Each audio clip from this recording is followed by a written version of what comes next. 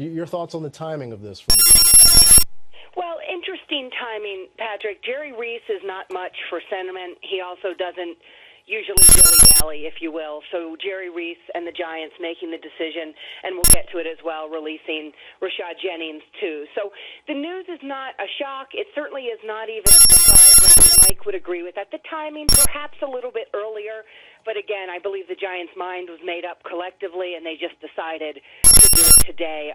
Again, maybe a bit earlier than expected, but not completely unexpected.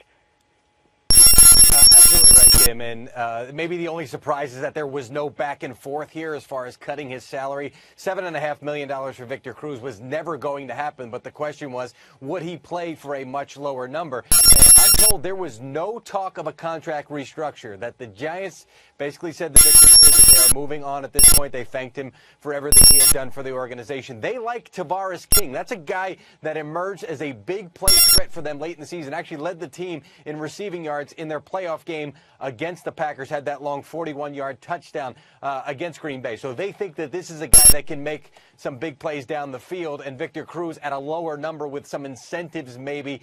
That's not the way that they wanted to go on this one. Now, Cruz, in quotes released through the Giants, said that he does believe that he has some good football left. And if you look at the numbers, as far as yards per target go, he actually led the team.